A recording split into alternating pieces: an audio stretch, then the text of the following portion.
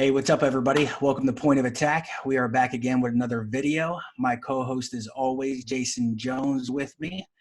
Today, we're going to be breaking down the Nfc West and what it looks like from them. And it could quite possibly be the strongest division in the NFL this year. So this should be a very interesting year for the NFC West because you have three possible teams, and one of them isn't including the Rams, because they're a big question mark right now. So, I mean, you could have four possible teams all playing above 500, all trying to chase down 10 wins or more. And it's going to be a very interesting year for the NFC West because that is a pretty stacked division. And the teams are pretty young. And for the most part, they're all pretty well coached as well. So, Jason, why don't you get us started? All right. We'll get started here we'll start with the Arizona Cardinals. But again, before I get into the Cardinals, I just want to reiterate, NFC West is definitely going to be probably the toughest division in the NFL this year. Just for the mere fact that a lot of the teams in that division are well balanced. They have young, innovative coaches, and a lot of coaches that you don't have enough game film on yet to game plan against them. Sean McVay is still relatively young in his career. Of course, Cliff Kingsbury. Yeah, Cliff Kingsbury, young. Mm-hmm. Shanahan, I mean, granted, there's probably plenty of film on Shanahan, but he's always reinventing the wheel some kind of way, whether it's by a tweak or just a new scheme that he wants to employ. And, of course, you got old reliable and Pete Carroll, but, I mean, he's been in the league years and he's always had success just about. Pete Carroll could legitimately be Cliff Kingsbury and Sean McVay's grandfather, because you're looking at a guy that's in his, almost 70 years old, and these guys are in their early 30s. Sean McVay is 33 years old.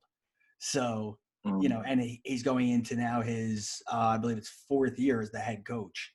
So, these guys are very young. And then, yes, you have Pete Carroll, he may be old, but, he's still, you look at him, he doesn't look like your average 70-year-old. And the dude is, super spry. So, he's not your average 70-year-old.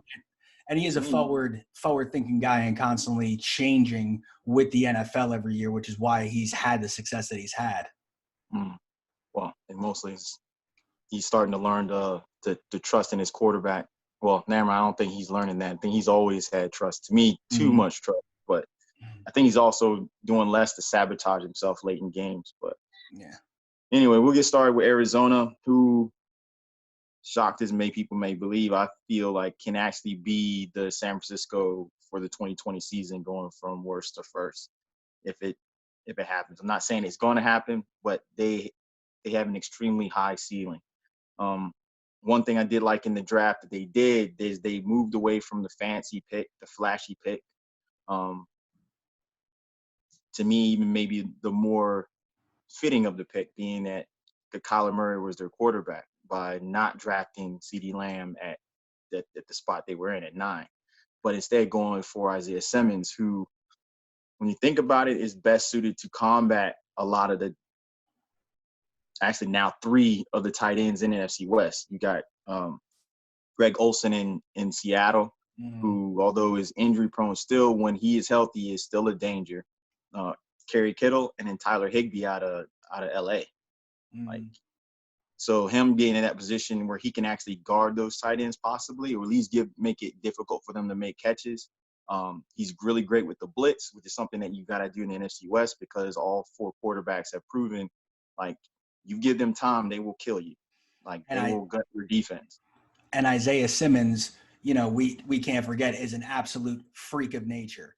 And you know what? I don't believe he was probably even on their draft board, because nobody expected him to fall to number 9 the way he did. He was projected to be a top 5 pick, and then he started to slide a little bit, and he fell into their laps at 9. So, they may have had a completely different player on their board, and then when they saw him available, you're looking at a linebacker that's 6'4", 250, that ran a 4.3 40 at the combine, which is just as fast as a running back, if not faster than most of the running backs that were in this year's combine. I mean, he's got world-class speed as a defensive player at linebacker. It's just completely unheard of to have a guy that size run that kind of speed. It is just outstanding. And, you're getting a guy who's not real heavy, but because of his speed, he can cover the running backs out of the backfield. He can cover the tight ends. He can cover the slot wide receivers. I mean, if Pete Carroll really wanted to get, crazy with his formations, they could play him at safety. Realistically, he's only 20 pounds heavier than Cam Chancellor was for them when he played safety. Well, Isaiah Simmons went to Arizona. I'm sorry. That's what I meant. So, he's such a freak of nature that it's just and the fact it fell into their lap, like you couldn't be happier about that. Like, oh my God, we got, the top linebacker in the draft at 9. So it was an absolute steal for them. Yep. And it's to me, it's like it's bold, but it's a super smart pick because of the division you're in. You made the point, like covering running backs. I mean, you got Kenyon Drake. Oh, not Kenyon Drake's on their team. I'm sorry. You got Mostert. You got possibly Darrell Henderson or Cam Akers. Both of them are speed guys. Both of them are fast. Like, and a lot of those San Francisco. Well, for San Francisco, you got plethora of them. I mean, you got Moisture, you got McKinnon, you got Coleman, you got Wilson. Like, all of those guys can run. I mean, that was the theme for the running back is guys that they can run. Particularly with San Fran, because two of the big stats that can jump out is basically yards before they even get hit. Like, they block that well. And one thing that Isaiah Simmons is, because of his strength, he was good at shedding blockers, getting off blocks, and attacking downhill. Another thing that all those running backs, they're fast. They're I mean, as much people basically praise Kansas City's receiving core for speed, like San Francisco's stable of running backs exemplifies the same thing, speed. Like, they're all fast. So having a guy like him to counter that, it was perfect. It's like a perfect fit. Same thing. When you look at the Rams, Tyler Higbee started to come on as a factor in the tight end role. You got George Kittle in San Francisco. You got Greg Olsen in Seattle. You have to be able to cover those tight ends and not give up too much. And whether he's doing it from an outside linebacker position or the inside linebacker position, where I think he's falling under the depth chart, like, he can cover tight ends. He can cover running backs. He can probably cover a lot of the slot guys too. I mean, 4-3, So, like, perfect mold fit. And one thing and they can possibly keep him in the game when they go to nickel. He could actually play in the slot in the nickel because of his speed. And then it brings another added dimension to it, because when they start to play teams that like to have running quarterbacks, they can leave him in as a spy. And even the fastest quarterbacks in the league are not going to be able to outrun him. The Lamar Jacksons, he ran a faster 40 time than he did. So he's going to be able to run them down. Yeah, or even just to add an element of, like, you don't have to switch him out, which means that if, for example, in San Fran was prone to do it, it show you a 3-4 receiver set and then run out of it. Well, now instead of you trying to, like, put your guard on a 195-pound cornerback, now you're dealing with a 240-pound linebacker. That completely changed the game. You're literally going to probably have to run away from him as opposed to running to him. Yeah. Or making sure that you get double teams on him. Yeah, he's going to change the entire dichotomy of what offenses are going to have to do. Yeah, so, they're going to have to. He's definitely somebody, like, the coordinator as well as the quarterback is going to have to locate. I mean, which in a way, I mean, to me personally, Arizona's defense played admirable last year. They didn't get blown out in a lot of games. To me, like, when you look at what they did last season, it was similar to what San Fran was doing the season before. Like, they basically lost a lot of games by, like, one possession, so 3 to 6 points or less. Teams that they were blowing out, they blew out, or they were able to blow out, they blew out. They didn't just, like, barely win. Their defense was very stout. And like I said, if you really doubt, you looked at San Fran, who everyone towards the end of the season was saying it was the best team in the NFC. Like, it took 2 like last minute drives to beat Arizona. When they Mm-hmm. played in Candlestick, it was like a last second touchdown to win it. Yep. And when they played in Arizona, it was the same thing.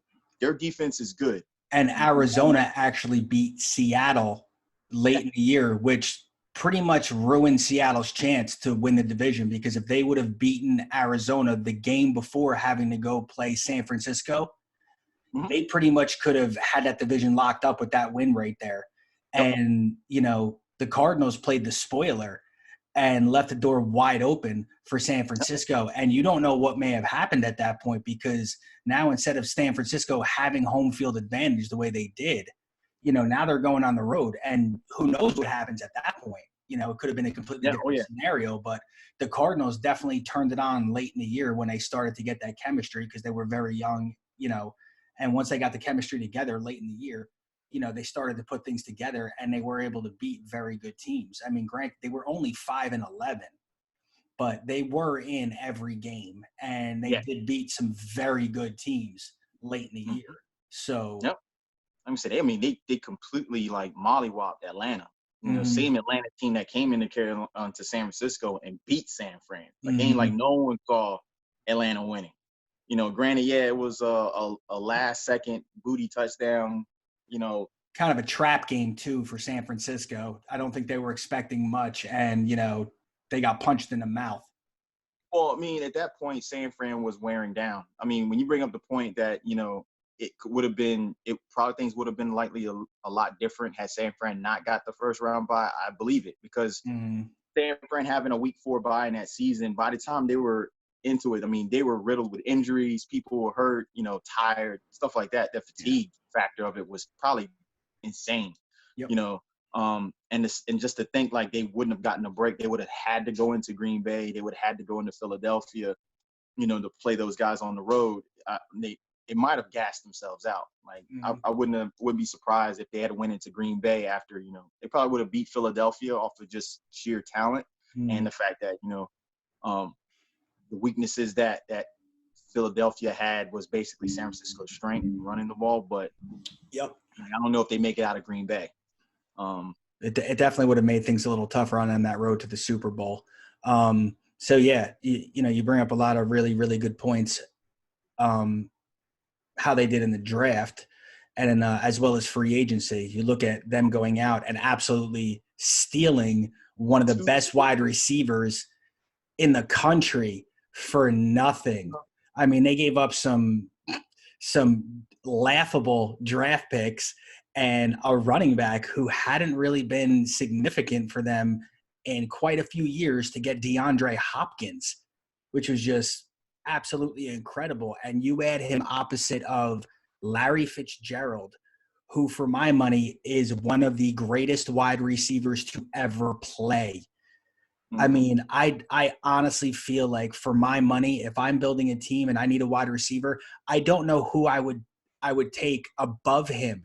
And I'm including all of the guys from history, Jerry Rice and everything. Like, Larry Fitzgerald is just one of the best to ever do it.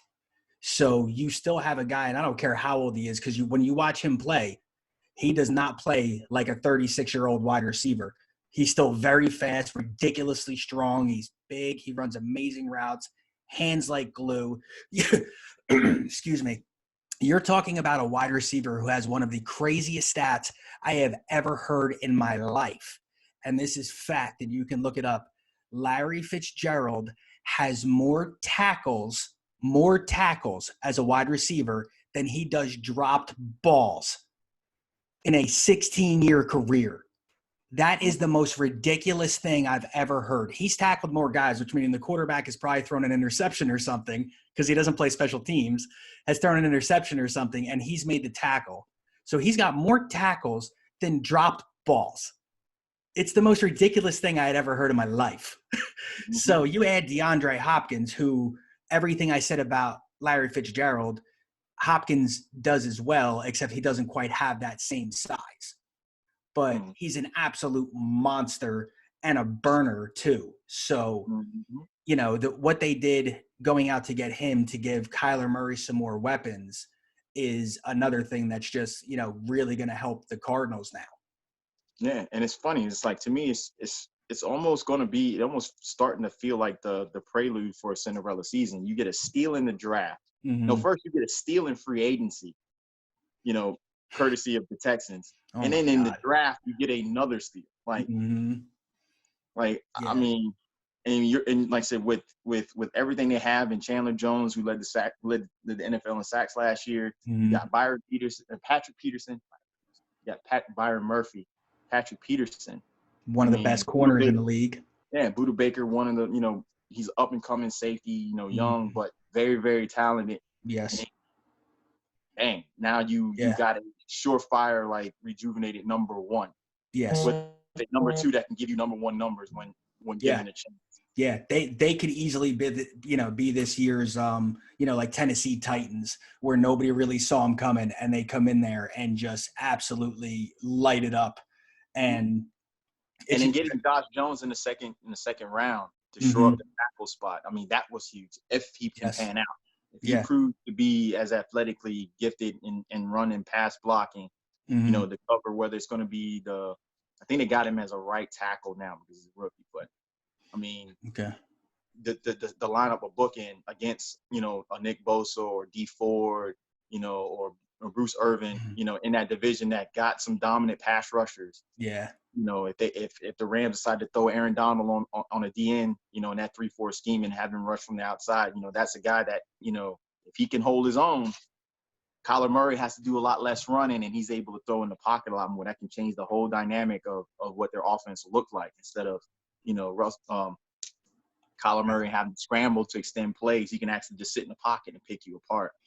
And that, I believe, is going to be the difference between whether they do turn this corner like you think they're going to, or they just slightly improve and maybe play 500 and it's a little slower process than we think. Because, yes, they look outstanding on paper, but they have a second-year quarterback who is still very dependent on making a lot of plays with his feet because he is so mobile. And his accuracy is still lacking at times. His decision-making, how he reads a defense, these are all things that you hope he can continue to improve and take the next step in his sophomore year. And he doesn't have what, a lot of quarterbacks have in that sophomore slump. And you also need to hope that defenses and defensive coordinators, having now a full year of tape to watch him, haven't maybe seen something that they can exploit in the way he plays, because their whole year is dependent upon Kyler Murray. So if Kyler Murray cannot continue to improve and stuff like that, they really won't go anywhere. They will only go as far as his arm will take them. So if he can be that pocket guy and make the accurate throws, and I believe, because of the additions that they have and the improvement on a line and things like that, he probably is going to have an easier time this year.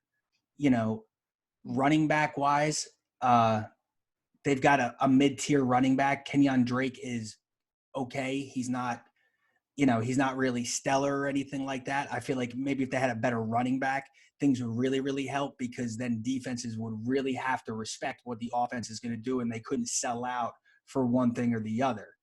So it's going to be very interesting to see how he plays, and if he can, lead that team to the promised lands and continue to improve, or if he's going to have that sophomore slump.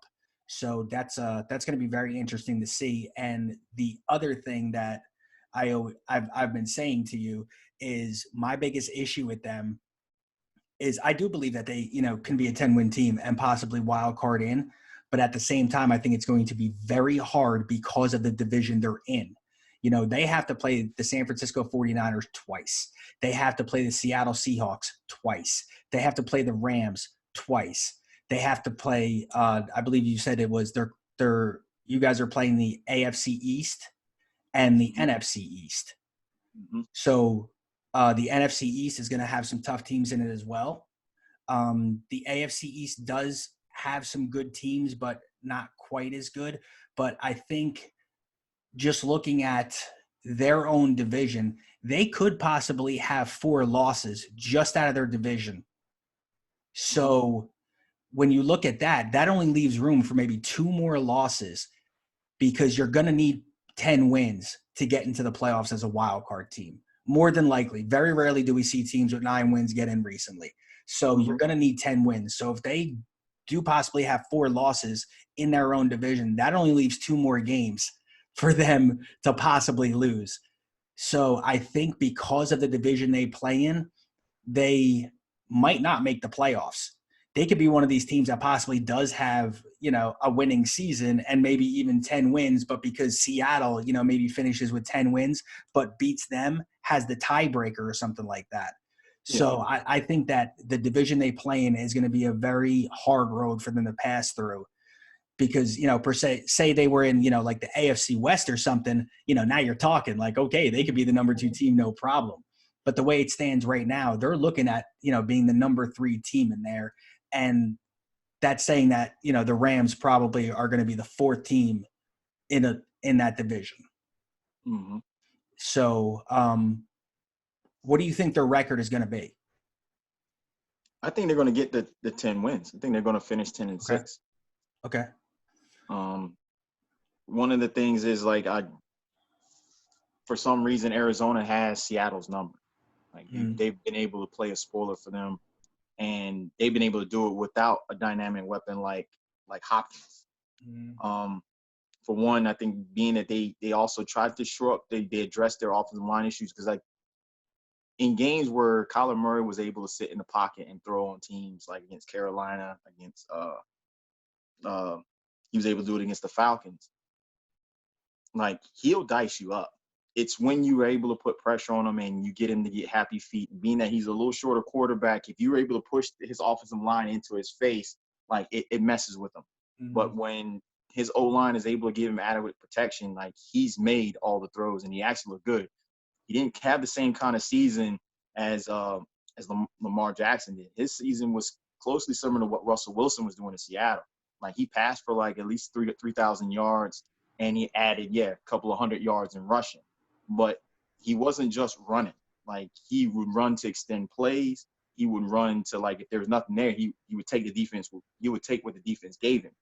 Like in the San Francisco game, there was a lot of times where San Fran dropped way back, and he would run for 30 yards, get the first down, but then he'd go back and he tried to go in the pocket. He makes dump off reads a lot. He's good at, like he's comfortable with that. Well, I think to caveat on what you're saying, making a lot of dump off passes, I think a big reason he was doing that was because he got thrown into the fire last year, fresh out of college, first year starter, things like that. He was trying to learn the speed of the offense while learning, an NFL system, which is way more than he ever had to run in college at Oklahoma. And I think the coach, specifically still had him on a 1-read offense because a lot of the game film I watched, he was not going through his progressions. He knew who his set wide receiver was supposed to be. He would come out, make 1 read. Okay, guy is not open. And he would go strictly to his dump off guy after that, or he would take off running. So that's something that has to improve with him. He has to be able to go through a full progression. He can't be a 1-read quarterback in this league. That will not work. Right. No, I agree. But I think he's capable of it. The one thing that Cliff Kingsbury is doing is he's keeping his offense similar to what he ran in Oklahoma. Like he's not coming in like a lot of the plays that Arizona runs are under center. Like he's in a shotgun. It's a multi-receiver set, single running back that flanks out into the slot a lot or stays back there and flares out. He's not running a lot of like I formations, pro set, broken eye. He's sticking to what Kyler Murray is familiar with, which to me is one of the reasons why like it's such a huge impact they got Hopkins. Because now, like before last year, he didn't have a true number 1. I mean, Fitzgerald was it, and he's more like a shell of himself. He's borrowed time. Now you got D-Hop that one can take pressure off of him, so it's safe to say that Larry can actually put up number one receiver numbers, even though he's going to be the number two receiver on the team. And then you got D-Hop to do whatever he wants to do, whether it's like, the little 2-yard bubble screen or the quick slant or the deep fly, whatever. And Kyler Murray's got the arm to get it to him any way he sees fit. Yeah. So they got a nice little thing going.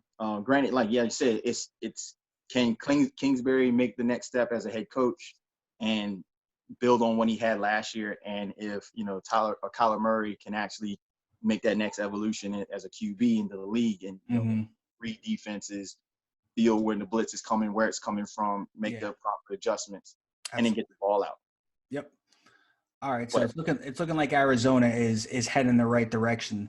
So let's move on and we'll talk about the Seattle Seahawks, who have been in the top of that division now for close to a decade, maybe a little more than that. They're always up there. They're a very, very good football team. They're well coached.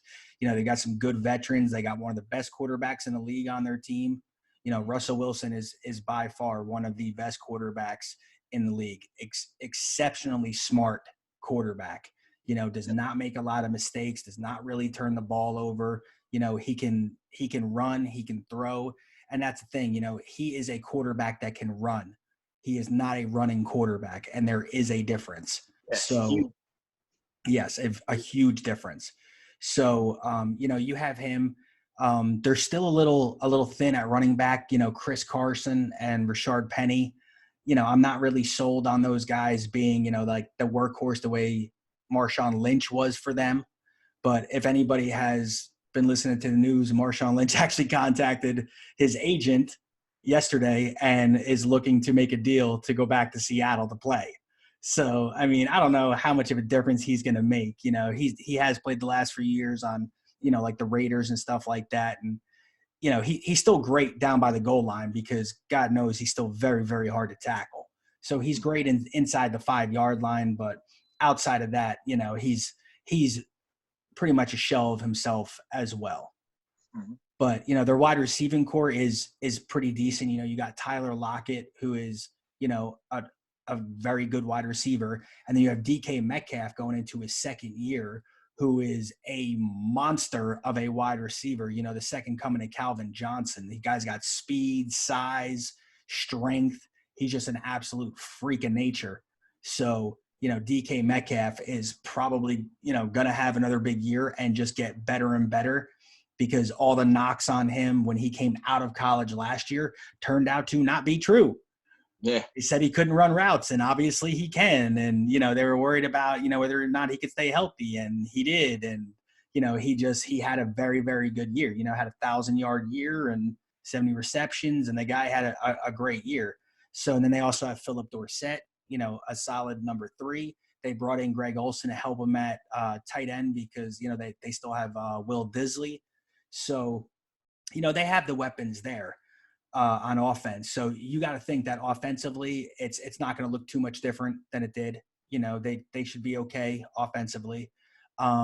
Defensively, though, Jadeveon Clowney, that situation's still up in the air. He's a free agent. We don't know if he's going to go somewhere. We don't know if Seattle's actually going to bring him back. We're not real sure on what he's going to do. So if that winds up being a hole they have to fill, that is a very big hole. He's a Pro Bowl end. So, and he can wreck games for you.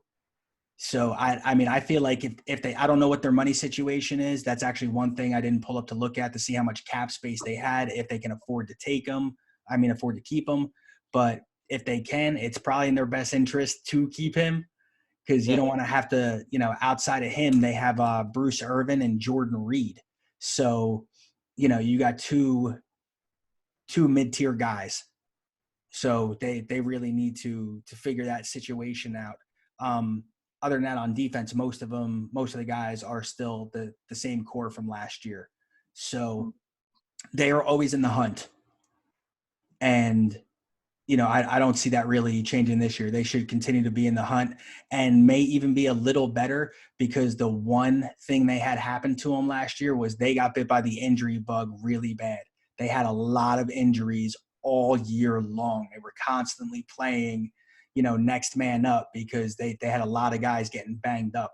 So if they can stay healthy again this year, maybe they can make a little bit more of a push, or, they keep getting hurt. And even when that happened, though, they show that they can still do the next man up and still make the playoffs and be a dangerous team.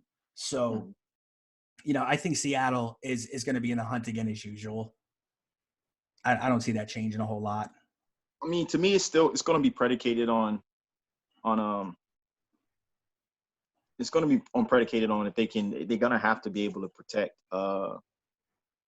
Russell Wilson, and they're going to have to be able to run the ball this year. I think a lot of their success last year stemmed that, again, the AFC South was on a down tear. They're not as strong as they projected to be this year. They were extremely weak division. Mm-hmm. And then on top of that, same thing with the NFC North. The North was shattered, basically. The only team you really had to worry about was Baltimore. Not so much this year. NFC East is definitely going to be a tough division to truck through. The AFC East is going to be a difficult division to truck through. Where if something as glaring as not being able to run the ball, whether either Penny or Carson, or if you can't protect Russell Wilson, because not every team is like San Fran. San Fran's Achilles heel is a mobile quarterback. Me and you've had this discussion a long time. Yes. There's a lot of teams that don't struggle with that. And I mean, unless your name was Lamar Jackson, like everybody struggled with him. But like Russell Tennessee Wilson, didn't. Russell Wilson would have just completely dusted them because whatever. But my thing is I know last year he took a lot of punishment. It's a testament to his toughness, the fact that he could be pressured and sacked and make it through the entire season. Because like he literally put that whole team on his back and carried them through, to that record. So I give credit. Like I ain't a Seattle fan. I personally don't like Seattle, but divisional thing, rival conference thing. But my thing is also is if they're not able to sign Jadeveon Clowney, that would put a question mark in my case if they will be able to finish second. Because say in the San Francisco game, especially the first one, it was Jadeveon Clowney's play that kept them in the game. Yeah. Like he was a menace. Like he literally did everything for them defensively. Outside of him, every time he went out to rest, San Fran could do whatever they want. Like run the ball, passing the ball. Garoppolo was looking like the all-pro quarterback that everyone figured he would be leaving New England coming to San Fran. And the moment he comes back into the game, he's disrupting stuff, putting pressure and stuff like that. So, like he's huge. If their draft pick Jordan Brooks doesn't come in as in possibly being that big tier pass rusher, because I'm pretty sure he'll come in on rush downs, because I think they drafted him to be that pass rusher, that pass rush specialist. Yeah. They don't find someone to fill his role. They don't sign him. I think it's going to be a big problem on their defense because their secondary is formidable, but it's nothing that can deter you. It's nothing scary about it. Like you can. No, I would agree with that. Yeah, and a lot of that stems, and matter of fact, one of the main reasons they went after Jadeveon Clowney is Pete Carroll admitted, like we need a pass rush. We don't have a pass rush.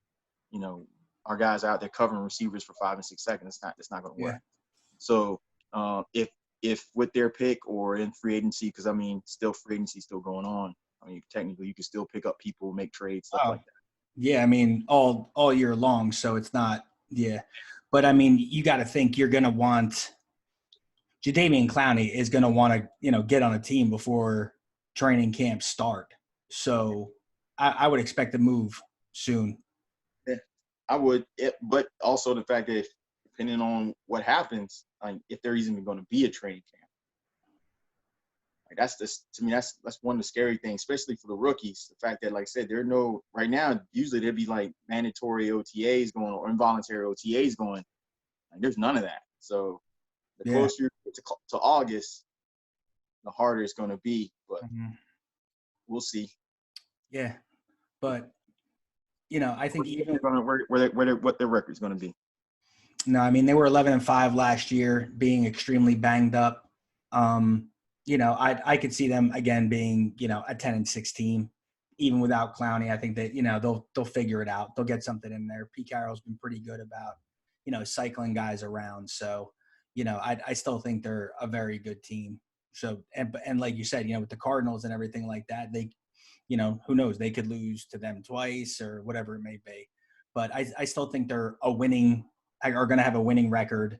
It's just, like we said, there's a couple question marks there that you just don't really know about yet. If they get Clowney in, yes, probably another 11-win season. If not, then, you may have to take a couple off of that unless the rookie can really step in and do things. So, yeah, Seattle's going to be right there as well. And then, now you have the Los Angeles Rams too. Mm-hmm.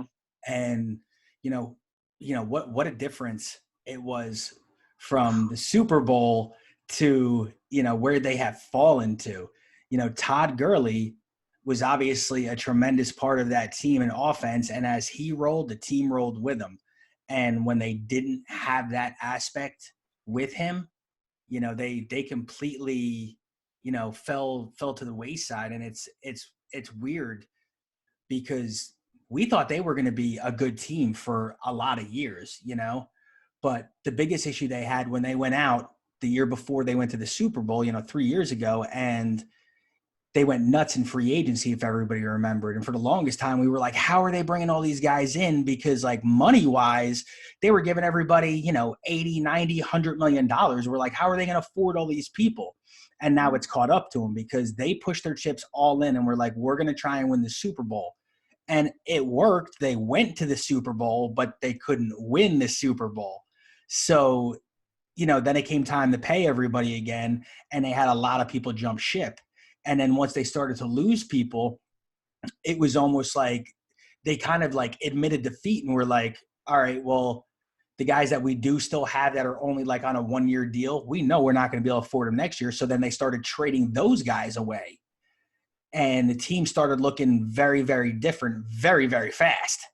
Mm-hmm. So, and now you don't have Todd Gurley. He's in Atlanta. Mm-hmm. And, you've got, I believe their number one running back is Danny Henderson. Mm-hmm. Or Darrell Henderson, I believe is his name, which I don't know a whole lot about. So I don't know how he's going to be. He guy out of Memphis. He graduated out of Memphis University. He was supposed to be a very fast, versatile type running back that had a physical streak, that had a mean streak when he ran. Yeah. But you didn't get to see a lot of it last year. And that's, to me, they everything they invested on defense is just about gone. Sue is gone. Brooks or Quinn, Robert Quinn is gone. Mm-hmm. Marcus Peters is gone. The only thing they picked up through the whole thing is Jalen Ramsey on the defensive side. Mm-hmm. So, at least they did bring in one of the best corners in the league since they got rid of 2 really, really good corners to begin with. Mm-hmm. So, I don't know how it's going to be. You still have Aaron Donald, who is, the best, D end in the friggin' league. Mm-hmm. The guy is absolute game wrecker with everything he does. And, stats don't always show what he brings to the table because there's times that, maybe he doesn't get the sack, but he is so disruptive in that backfield every single play. So, defensively, they did lose quite a few guys, but they do still have a couple staples there. And, offensively, though, I think is the biggest questions they have because now it's like, okay, you've got a question mark at running back. They still have Cam Akers and Malcolm Brown. So they're obviously going to be running, a running back trio back there, much like San Francisco did last year, where it was running back by committee and they were just whoever had the hot hand they were riding with. Mm-hmm. So that's going to be their situation when it comes to running back. But wide receiver, you got Cooper Kupp and Robert Woods. Don't sleep on the Josh Reynolds kid. Josh Reynolds is, every time that Brandon Cooks went down with a concussion, because it was usually always a concussion, concussion, it was like a hamstring pull. Yeah. Like he did a good job. Like he's a good kid. And then they drafted Van Jefferson out of Florida, Sean Jefferson. The one-time Charger wide receiver. I think he also played for Philly, but his dad was a good wide receiver, so he's got good stock, got good pedigree. He might fill in the void. to me, the thing about it is that when you take players like Robert Brooks and Cooper Kupp, I think Josh Reynolds is a speed guy. Yeah. But the other two, they're not.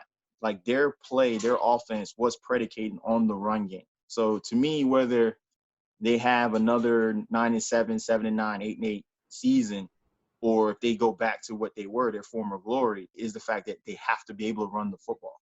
Yeah, I don't see former glory coming out of this team. I think they kind of are more in the rebuilding, Mm-hmm. and I see them more as an 8-8, 9-7 kind of team now.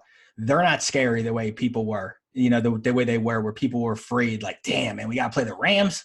Like, that's going to be a tough game. Right. They're not putting fear in anybody's heart now. And Mm-hmm. I don't think Jared Goff ever really did put fear in people's hearts. It was more the fact that they had Gurley and they did have, a little bit more weapons. And it was just they could attack you so many different ways that, Mm-hmm. the offense was scary. But I don't think anybody feared Jared Goff. Right. So I don't think they're a playoff team now. I think they're above 500, but because of that division, I don't see them coming out of it.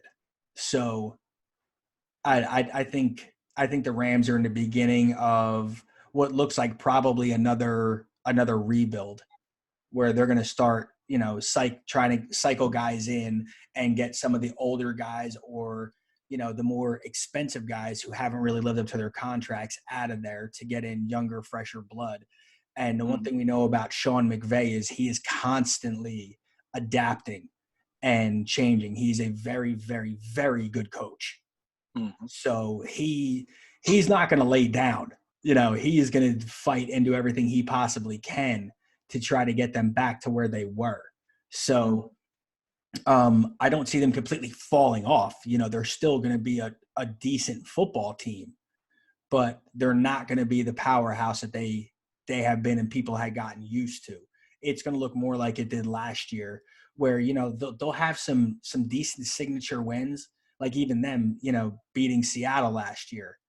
But then they're going to have some games where you're like, wow, I can't believe you got blown out, Right. like they did to the Cowboys. The Cowboys went to LA and laid 45 on them. Yeah. And just mollywopped them. So Mm-hmm. I don't, I think this team is still going to have major, major issues, because one of the two signature wins for the Cowboys, beating a team with a winning record, one of them was the Rams. So, I wasn't super impressed by it. So, but I think that's where the Rams are going to be, which leaves your team, the 49ers, just, the 7 minutes away from winning a Super Bowl, one broken defensive play away from winning the Super Bowl. Somehow you let Tyreek Hill get lost in coverage. Explain that to me. Hey, I mean, you got to fear speed. On that particular play, I mean, I don't think they feared it. They forgot about it. no. They were like, oh, shit, who's that guy running? Oh, damn it, that's Tyreek. It really wasn't. When you look at that play again, basically Jimmy Ward thought he was going to do a post. And before he even stopped to make the cut, Jimmy Ward was running the post route, like was going to shadow it. And then I think literally he took like 3 steps and realized like, oh, shoot, no one's coming. He ain't coming with me. And then looked, and yeah, he was sitting there. It's like when you're that afraid of getting burnt or getting toasted, it is. But to me, there was a whole lot of like miscues on that play, like basic, principle of defensive end, discipline, always keeping containment. There was a lot of plays where San Fran could have had, Patrick Mahomes done for sacks, but because they decided to break contain and come rushing in, he bootlegs around them, extends the play. Case in point, the one play where it was like 1st and 10 from like the 15. I was like, oh, this is going to be a safety. And you were like, no, it's too far up. And he literally dropped all the way to the end zone. And for a minute, Eric Armstead had him dead to rights. You had Nick Bosa coming around the corner, but for some reason, Armstead pinched in, fucking Patrick Mahomes boots legs out, runs up 10 yards, and then throws a perfect pass to Sammy Watkins. Yeah. That play, like, the game would have been done like right there. It would have been a safety, and we would have had the ball to burn the clock out. Yep. Up at that point, it would have been 12. But he extends the play, and then the rest is history. Goes on to drive for a touchdown, and it's a wrap. But there was a lot of miscues late in that game that I honestly believe came down to coaching. Oh yeah, I agree. I think literally, I think he took what happened to him in the Atlanta game by rushing plays or allowing Matt Ryan to rush plays, which you elegantly went through. And like, if you count the seconds from the time Matt Ryan hikes the ball, as opposed to if he lets the clock run all the way down, like, they win the game. Yeah, I've said this before when we went back and looked at that Super Bowl that what Jonesy's referring to, when Kyle Shanahan was the coach of the Atlanta Falcons, the offensive coordinator for them. Atlanta had a 28-3 lead, which is, biggest comeback in NFL history. Now Tom Brady brings the Patriots back down 28-3 to win that Super Bowl. Kyle Shanahan really, really got out-coached bad in the second half. What he decided to do was he wanted to burn the clock. So he started running the ball a lot, which is fine. If you want to burn the clock, that's always a good scheme to try and do. But the issue you have with doing that is you got to make sure you actually are burning the clock the correct way. And what I mean by that is if you watched Matt Ryan, they're running the ball so the clock continues to stay running.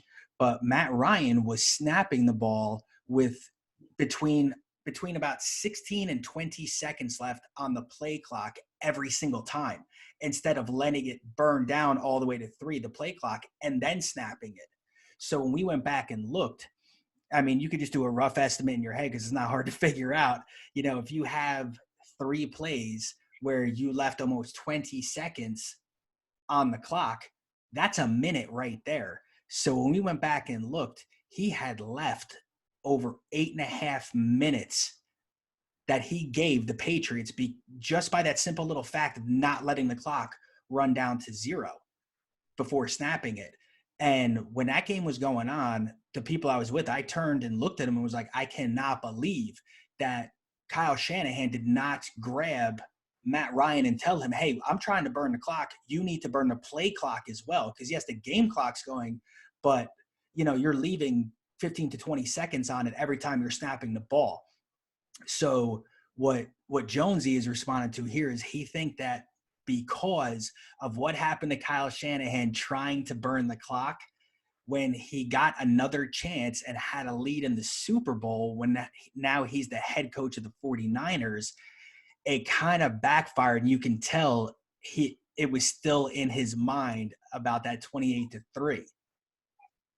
Yeah, because I mean, you think about it, same thing. He lost to a quick strike offense. New England scored very fast, and that was something that Kansas City was known to do throughout the season. Yeah, I mean, and the thing is, I feel, in my opinion, like it beat him early because, like, remember at halftime, San Fran gets the ball with 2 minutes and 30 seconds left in the half, and he starts running the clock out to the point where they quick flash to John Lynch, and he's in the booth yelling like, "Timeout! What are you doing?" And then, of course, like on third down, he decides he's going to go for it and basically almost had it. Offensive pass interference, ticky-tack call, it negates the play. But still, it's kind of like, dude, what do you think would have happened had you at least driven in the field goal range, kicked the field goal? Like, I don't even think the comeback for Kansas City would be possible at the end of the game, being that if everything went the way it did. Granted, who knows? You mess with time. It would have been the exact same scenario as when he was the Atlanta coach, where Tom Brady needed every single second of that game to bring them back. If you remember, he finally scores the tying touchdown with hardly any time left in the game to send it to overtime. So he needed every second. So if they had burned that 8 minutes off the clock, they lose by 10 because he was only able to get them within 10 points before he ran out of time and couldn't do it. And that was the thing. We watched this year's Super Bowl together, which, was tough to watch at points because, me and you are looking at each other in certain scenarios and just like, what is he doing? We were calling for a timeout before they even showed John Lynch. Like, what are you doing right now? You're just, and this is something that I've been very big on since day one. Anybody that's listened to my podcast and Kyle Shanahan's name has been mentioned, I've said it numerous times. I do not think he's a good coach. I think he is a mirror image of Jason Garrett. He gets stuck in his own ways. He doesn't he struggles to make the in-game adjustments, and his clock management is a major problem, and it has been since he was in Atlanta, and obviously it still is now. So I personally said I didn't think San Francisco could ever win a Super Bowl with him as a coach, and if they do, it's almost like they have to win it in spite of him, because unless something drastic happens with him and maybe his psyche or whatever it is, he really struggles in big moments. And I think that's still, as a head coach, because as an offensive coordinator, you really don't get to control the clock. That's the head coach's job. Like, he's the one who's gonna call timeouts or whatever. He calls the plays, and that's where he got the genius moniker, because he diagrams some incredible plays. But as a head coach, I think he's relatively young. Okay, but correct me if I'm wrong now. He is the offensive coordinator. So he's in your quarterback's ear all the way up until the 15-second mark on the play clock. He's telling the quarterback what play it is. So you don't think at any point he should have been like, hey, Matt, can you please start burning the play clock down? He may not have clock management, but he can open his mouth while he's talking to him, calling the play, and be like, run the clock down a little more, buddy. Yeah, but that depends on what the head coach is saying. If Dan whatever his name, Dan Quinn is saying, hey, hurry up and run the play, doesn't matter what Shanahan's saying. He's gonna hurry up and run the play. It is what it is. But my thing is this. If he wasn't good, like, the progression wouldn't have been there. Like, he's a good coach. He's young, and yeah, he's gonna probably take his lumps. Like, and all of them have been through it. Bill Belichick didn't have a great coaching career in the Jets, or with the Browns at first. He had to build that team along, and now he is where he is. I think Shanahan shows the same potential. He's got to learn, like, okay, first of all, the quickest way to lose is to play not to lose. When you go ultra conservative and you start deviating from what you were doing all year with, the movements on running plays, the movements for receivers, to all of a sudden, like, I'm going to do the most generic thing possible and hope for the best. Like, you're basically castrating yourself. And I think that's, in the Super Bowl game, that's what he did. Like, especially when he got the lead. Because, like, when you watch the game up till San Fran builds that 10-point lead, the offenses from the first half to the second half were night and day. Mm-hmm. Like, he was getting the fullback involved. He had, receivers running, weird plays out of different spots on the field. Like, everything was creative. And then the second half, everything was mundane. You can literally see him like, okay, I got a 10-point lead. I'm not going to waste it. I'm just going to, and it doesn't work. And, like, especially when you lose sight of the thing you mentioned during the Super Bowl, like, you can do that, but you still have to get positive yardage. So once he saw, okay, I'm not getting any more positive yardage running, straight up dive plays. Okay, let me get creative and dial some shit up, to get us back on track. Yeah. And to me, that's just inexperience. Being caught up in the moment, not wanting to lose a second Super Bowl, when you had a lead, I think he kind of froze up a little bit. But I think Shanahan is smart enough to learn from that, and he'll move on.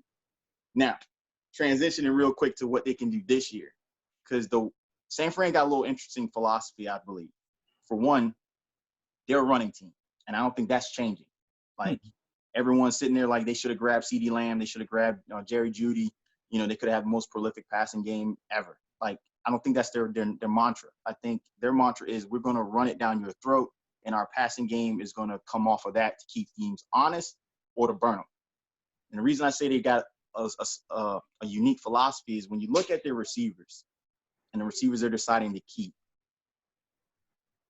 none of them are really burners, per se. They don't have a whole lot of like 4-4, 4-3 guys. They're all like high 4-4, 4-5 guys. But they're all really good after the catch. Deebo Samuel's claim to fame in South Carolina was he was great after he caught the ball. Not only could he catch everything, but once he caught it, magic happens. Trent Taylor was the same way. Like, now, granted, he came out of like Louisiana Tech, But one of his things was he wasn't really fast, but he could make people miss. He could find gaps in the zone, catch the ball, make you miss, and then get yards after he caught it. Jalen Hurd, the transit, this is a guy that was a running back at Tennessee, went to Baylor, went to wide, switched to a wide receiver position. Same possible thing. He catches the ball, he automatically becomes a running back. And one thing that make running backs great is to either break that first tackle or make a miss. So you got that there. The draft pick they picked up this year, which I don't believe they should have moved up 6 spots to do. I think he would have been there at 31, but I can understand it. When you talk about a kid that in his third season overall at Arizona State led the nation in yards after catch, up in par with a Jerry Jeudy and a CeeDee Lamb. Like, that's another guy. And he's a compact, physical dude. If he can't make you miss, he's going to run you over or try to. Where did he play at? Arizona State. What conference is that? That's the Pac-10. But, I mean, the Big 12 ain't a huge step above it. Mm-hmm. So, I mean, that'd be the same as saying, well, CeeDee Lamb averaging 10-point yards per carry. And, let's be real. I mean, unlike Jerry Jeudy, who had 2 other All-Americans with him, and Devontae Smith and Ruggs, like, these guys were the lone stars on their teams. Like, they were the one guy, like, okay, you face Alabama. Okay, what are we going to do about Ruggs? What are we going to do about Devontae Smith? What are we going to do about the 4th string guy, Malcolm something? Okay, now Jerry Jeudy. What are we going to do about these guys? When you play Oklahoma, it's like, okay, man, how do we take CeeDee Lamb away? You weren't even worried about confusing Jalen Hurts. CeeDee Lamb, we gotta worry about that guy. And then when you look at his quarterback play, Brandon Ayuk, who I'm talking about, when you look at their quarterback Daniels at Arizona State, like, this dude was throwing some errant shit. Like, that 81-inch wingspan, like, Brandon Ayuk needed it because there were a lot of weird passes. Yeah. He's got the longest arms in history. Yeah. Because he's only what, 6 foot? Yeah. Yeah. So 81-inch. Literally, normally your wingspan is the same as your height.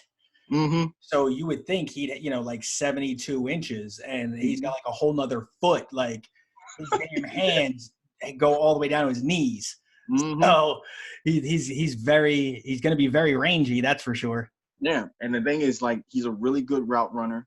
And the way I see San Fran running their offensive scheme, it's like when you look at the passing yards that they got last year, it was basically off of slants, bubble screens that guys like Deebo Samuels, Emmanuel Sanders basically took to the house.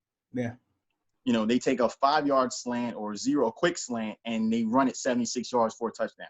They take a 3-yard bubble screen, and they get 30 yards off of it. And they march down the field. Yep. And then, of course, your play action. When you got Mostert that's basically getting 6 yards a clip every time he rushes, like, the first time you do one of these numbers here, everyone's going to bite. And, yeah, one of those guys was wide open. George Kittle will be wide open. Mm-hmm. But I think their dynamic is going to be basically their receivers getting a whole lot of yards after they catch the ball, but they're going to pound it down your throat. And if you can't stop them, a.k.a. Green Bay, you're done. Like, and the thing about it is you have to do it in a way where you can't put 8 in the box because, one, their receivers are so dynamic. Like, they will exploit you. Yeah. As long as Kyle Shanahan doesn't go into that mode of, like, okay, we're going to play conservative. The first time he starts doing creative stuff like, chipping with the fullback and then leaking him up the seam, like, and that's the thing, all of them can catch. All of them are yak players, even Kyle Juszczyk. Your wide receiving core is good, and you have, quite possibly the best or the second best or third best, a top 3 tight end. Jimmy Garoppolo is a very, very good quarterback, just coming into his own right now. Mm-hmm. So you guys have plenty of weapons, 3 running backs, 4 wide receivers. You did lose Emmanuel Sanders, but that's why, you drafted Brandon Ayuk. So I think you guys offensively are going to be fine. You are a run-first team. You have plenty of weapons. Joe Staley retiring, at least he gave you guys the notice he did so that you could address it early. And kept quiet about it. That's the kicker, too. Yeah, and you went out and got Trent Williams to fill that void, who is an all-pro lineman absolutely phenomenal. So, you immediately was able to fill that hole. Mm-hmm. And your offense looks like it will be exactly what it was last year, which was very good. And defensively, you guys had the best defense in the league last year. Defense was absolutely sterile. And then in the draft with your first pick, you grab Kinlaw, which Called it. is a huge pick. Yeah. So, I Like, mean, and that's what I'm saying about that pick. I mean, when you giving up DeForest Buckner for what all he did on that D line, as far as like his production, mm, um, his production wasn't predicated on getting Nick Bosa and D Ford. Like he was doing what he did last year before that. as soon as he got drafted. I think it was like 5 sacks his first year, then it was 6, then it was 12, then it was 7. So he's a monster. I was saying, like, you cannot not replace him if you got the chance. And being that there are a few mock drafts that had Kinlaw or Brown out of Auburn coming down to 13, like San Fran was going to have to fill that void. Yeah. And then, of course, when the stories of John Staley came up, I automatically thought, well, they might actually go tackle because you got to replace Heck. Like you can't, your offensive line definitely can't take a hit there. So fortunately, they were able to work out the Trent Williams deal. And for something that was negotiable, because I think Staley kept his mouth shut. No one knew Staley was going to retire for sure until after the deal was through. But that's the trading down the 13th pick for, say, a wide receiver. That wouldn't have made any sense to me. Like you would need an impact player. And with Javon Kinlaw, when you look at his stats in college, like this dude from the time he transferred, so this sophomore year technically, he was getting 5 sacks a year. He's averaged that. So, and he was, again, a solo guy. So, like, there was no one on the D line that you had to worry about, just him. And he was still able to pull out 5 sacks on an average. Yeah. Like, now you go to a loaded D line in the NFL, like, easily, he can average around 8 sacks because the guy is explosive. He's athletic. He is a DeForest Buckner clone that now you're getting for cheap. And when you watch film on him in college, he was facing a lot of double teams. And when they didn't double team him, they made sure that the running back was scraping him or whatever it may have been. So very rarely was he in one-on-one situations. And Right. when you do see him in one-on-one situations, he was winning all those situations. He might not be getting the sack when it happens, but like I had said about Aaron Donald, he's that type that he's very, very disruptive. So he doesn't necessarily have to get the sack to ruin the play. He can just get into the backfield and make the running back switch up which way he's going to run the ball, or make sure that the quarterback has to step up or take off or whatever it may be. He can be very, very disruptive, and there's not a stat for that out there to show. You're only going to see that on in game film, but he can be a game wrecker because of that. So your defense is just getting better. Yeah. Yep. So the only thing I'm upset is with giving up that 4th pick. Like there's 2 holes that San Fran I think will be conscious about, and that of course is the right corner position. The position opposite of Sherman. Now Mosley was good. I mean, I think the stats show for him he had like a 44.7 completion rate against him, which is solid. I mean, that's less than half of the passes thrown his way actually were completed. He was able to defend it or pick it off. And the other thing is the center and guard would probably be like the right or left guard position. With Richenberg right now, since we've got him, has not been able to pull a full season together. That's a huge question mark. And then, of course, we let Mike Pearson go. So I don't know who they're going to have at that other guard position. In a way, I was kind of hoping that they would have drafted a tackle anyway and just had him play that guard position till Staley retired. Then you could bounce McClinchy over to left tackle, move him to right tackle. you still have Tom Compton. Who's that? He's your right guard. Yeah, see, he's new. He wasn't even part of the and depth.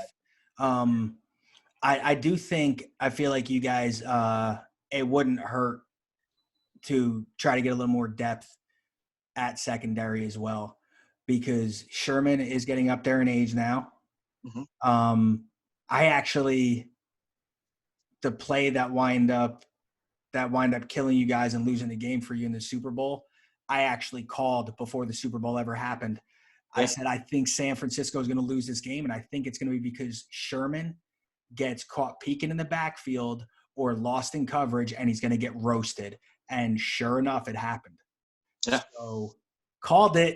Yeah. And don't get me wrong, Sherman is a great wide receiver, but me and you both know he has a tendency to get caught looking in the backfield or get lost. Mm-hmm. So, and not only that, he's getting up there in age. So, Yeah. you got to start to think about the future in general. Mm-hmm. I mean, he's still I'd take Richard Sherman in a heartbeat if he was available. So, Mm-hmm. it's not like you have to replace him, but getting a little more depth right there definitely, would help. Yeah. Well, I mean, they re-signed Jason Verrett again, I guess, to give him another shot at possibly staying healthy because they this dude, I mean, other than him, blowing out Achilles and having a whole bunch of ankle and knee problems, he hasn't had a lot of tread. And it's possible he could go back to, I think it was 2015 or 14, the last time he played, where he actually made the Pro Bowl. He was good. Okay. So hopefully there you got Deontay Johnson, who is a big physical corner. He had success in Kansas City for a while, I think before he fell out of graces with them. So hopefully, he can refine that form. You got a Keller Witherspoon who we're waiting to blossom. Like I said, Emmanuel Mosley can fit in there. But you Mhm. also got like Tez Tabor out of Florida. He was a guy that he got drafted. I think it was in the second round or third round, and he was, big physical corner, but I guess his fast twitch ability was a little lacking. So hopefully, he's gotten some work and he could possibly step in. Um, Okay. if not, I guess it'll come down to Witherspoon blossoming, like finally figuring it out. I thought at the beginning of the year, before he got hurt, he had figured it out because I mean, I think he had 2 picks or 3 picks in the first 2 games. Okay. Um, he So was switching.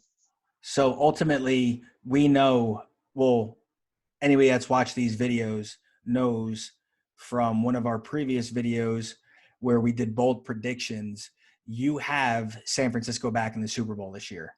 Yes. So you think they're going to repeat, which was kind of funny because in the same bold prediction you had the Arizona Cardinals winning the division, but San Francisco ultimately wild carding into the playoffs and then having a run through the playoffs and still making it to the Super Bowl. Well, I just want to clarify that my prediction was San Fran winning. A bold prediction, which means my prediction would have been like null. A bold prediction would be Arizona would step in and do it. So Okay. that's where I was trying to go with that. I just didn't word it properly. Yep. But yeah, I think everything that we broke down is pretty accurate and very very plausible of what's going to happen this year with these teams. So you got anything else? I think they go 13-3. It'll hedge on whether they have home field advantage or not. Depends on the New Orleans game. I think they're going to play in New Orleans. I think whoever wins that game will ultimately have home field advantage throughout the playoffs. I think that's going to be the pivot game.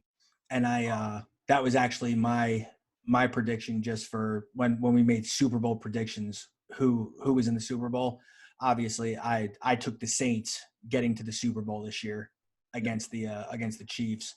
So you guys were 13-3 last year. So Yeah. you're thinking 13-3 again. Yeah, I think it's going to be right around there as well. Maybe 12-4. I think my early prediction right now, if we look at it and both teams are healthy and stuff like that going into that Saints game, which they haven't released weeks yet Nah. for when that game is. But if they're both healthy, I do think the Saints win that game because they are at home. And ultimately, I said I think the Saints get home field advantage because that's why I had them going to the Super Bowl. If the Saints don't get home field advantage, yeah, I want to change my pick because I think the Saints need to play at home to make it there. But regardless, as far as the NFC West goes, yeah, that's your division. You know, especially with this video, I defer to you and let you really, really break it down. Even though I'm familiar with the division, you having to play everybody twice a year definitely makes you the expert on that particular division. Mm-hmm. So once again, appreciate you guys watching. And, leave comments. Tell us who you think's going to win the division. If you think, we got it completely wrong, let us know. As always, you guys are entitled to your wrong opinion. So just let us know. We'll debate you on it. Absolutely. We'll do So, response videos. thanks for watching, and we'll see you for the next video, probably within a couple days. Yep. So, enjoy. Peace.